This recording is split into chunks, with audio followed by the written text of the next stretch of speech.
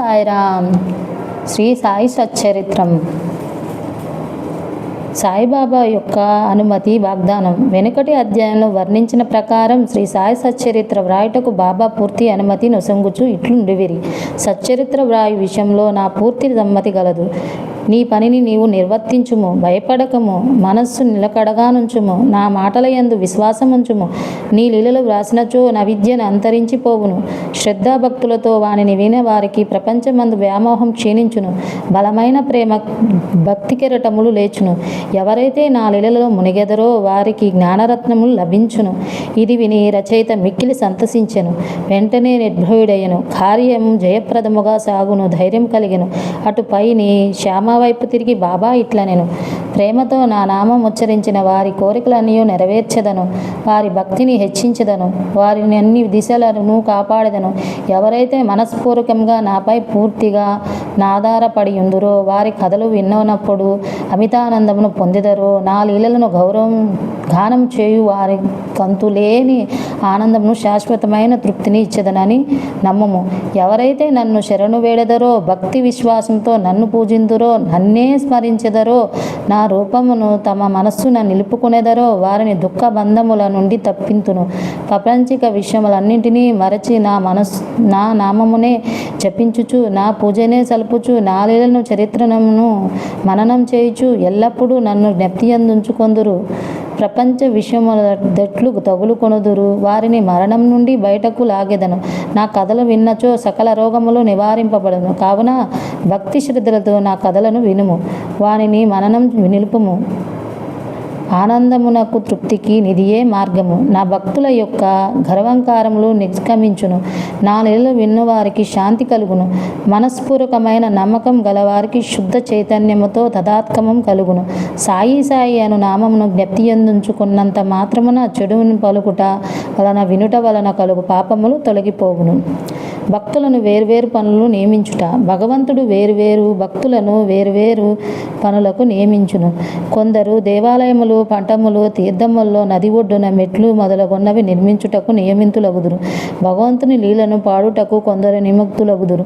కొందరు తీర్థయాత్రలు పోవుటకు సచ్చరిత్ర రచన నాకు నియమింపబడినది. విషయ జ్ఞానం శూన్యమగుటచే నీ పని నా అర్హతకు మించినది అయినచో ఇంత కఠినమైన పని నేనెందుకు ఆమోదించవలేను? సాయిబాబా జీవిత చరిత్రను వర్ణించగల వారెవరు? సాయి యొక్క శరణయే ఇంత కఠిన కార్యమును నెరవేర్చ శక్తిని నాకు ప్రసాదించినది.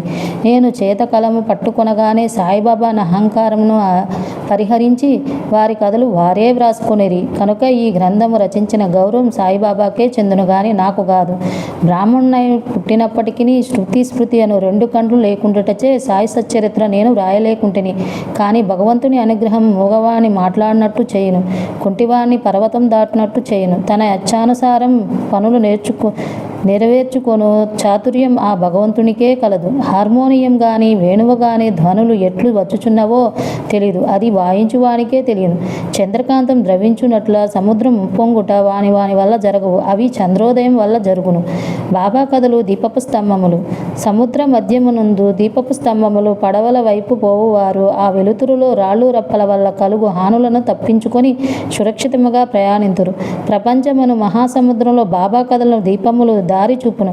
అవి అమృతము కంటే తీయగా నుండి ప్రపంచ యాత్ర చేయు మార్గము సులభముగాను సుగముగాను చేయును. యోగీశ్వరుల కథలు పవిత్రములు. అవి మన చెవుల ద్వారా హృదయమందు ప్రవేశించినప్పుడు శరీర సృహయను, అహంకారమును, ద్వంద్వ స్వభావమును నిష్క్రమించును. మన హృదయమందు నిలవయుండిన సందేహములు పటాపంచలైపోవును. శరీర గర్వం మాయమైపోయి కావలసినంత జ్ఞానం నిల్వ చేయబడును.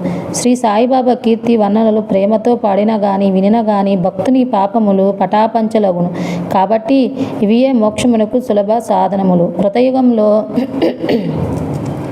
సమాధానములు అనగా నిశ్చల మనస్సు శరీరం, త్రేతాయుగంలో యాగము, ద్వాపర యుగంలో పూజ, కలియుగంలో భగవన్నామస్మరణము.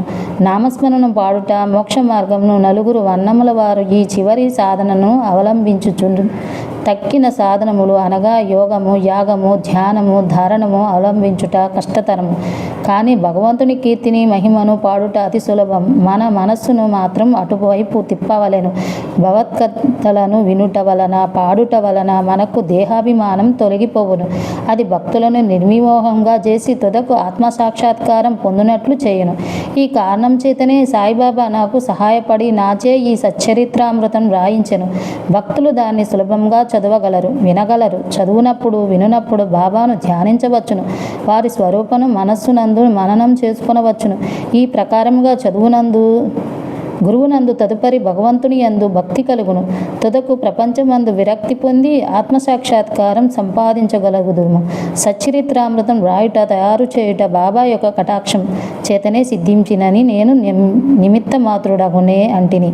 సాయిబాబా యొక్క అమృత ప్రేమ. ఆవు తన దూడనెట్లు ప్రేమించునో అందరికీ తెలిసిన విషయమే. దాని పొదుగునెట్లు నింపియే ఉండును. దూడకు కావలసినప్పుడెల్లా కుడిచినచో పాలు ధారగా కారును. అలాగునే బిడ్డకు ఎప్పుడు పాలు కావలనో తల్లి గ్రహించి సకాలమందు పాలిచ్చును. బిడ్డకు గుడ్డలు తొడుగుట ఎందును, అలంకరించుట ఎందును తల్లి తగిన శ్రద్ధ చూపిన తీసుకొని సరిగా చేయను. బిడ్డకు ఈ విషయం ఏమీ తెలియదు. కానీ తల్లి తన బిడ్డలు చక్కగా దుస్తులు ధరించి అలంకరింపబడుట చూసి అమితానందము పొందును. తల్లి ప్రేమకు సరిపోల్చదగినదేదీ లేదు. అది అసామాన్యము. సద్గురువులు కూడా నీ మాతృప్రేమ వారి శిష్యులందు చూపుదురు. సాయిబాబా కూడా నా ఎట్టిది ప్రేమ ఉండెను. దానికి క్రింది ఉదాహరణ ఒకటి. 1916 సంవత్సరంలో నేను సర్కారు ఉద్యోగం నుండి విరమించి తిని. నాకు నిశ్చయించిన పింఛను కుటుంబమును గౌరవంగా సాకుటకు చాలదు.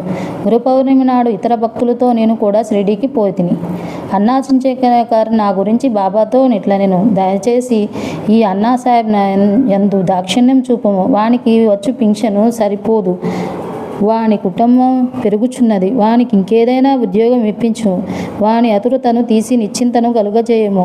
అందులకు బాబా ఇట్లు జవాబిచ్చెను, వానికి ఇంకొక ఉద్యోగం దొరుకును. కానీ వాడెప్పుడు నా సేవలో తృప్తి పడవలెను. వాని భోజన పాత్రలు ఎప్పుడూ పూర్ణముగానే ఉండును. అవి ఎన్నటికీ నిండుకొనవు. వాని దృష్టినంతటినీ నా వైపు తిప్పవలెను. నాస్తికుల, దుర్మార్గుల సావాసం విడవవలెను. అందరి ఎడల అణకువ నమ్రతలు ఉండవలెను. నన్ను హృదయపూర్వకంగా పూజించవలెను. వాడిట్లు చేసినచో శాశ్వతానందం పొందును.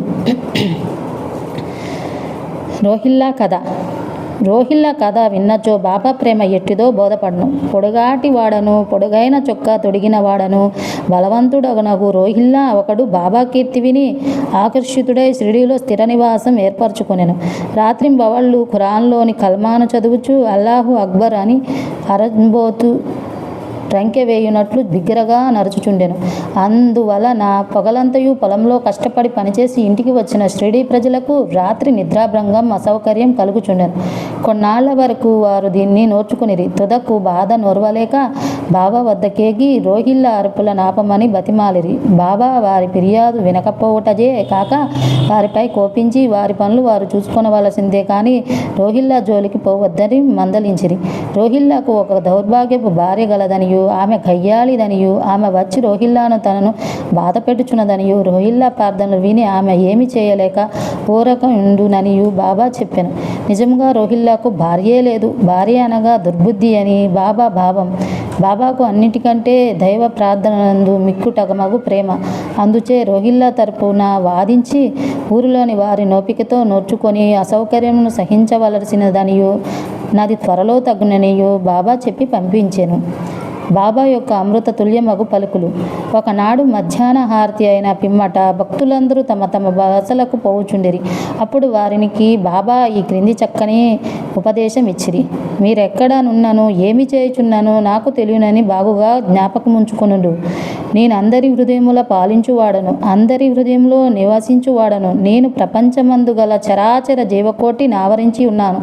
ఈ జగత్తును నడిపించువాడను, సూత్రధారిని నేనే జగన్మాతను. త్రిగుణముల సామరస్యమును నేనే, ఇంద్రియ చాలకుడను నేనే, శృతి స్మృతి లయ కారకుడను నేనే.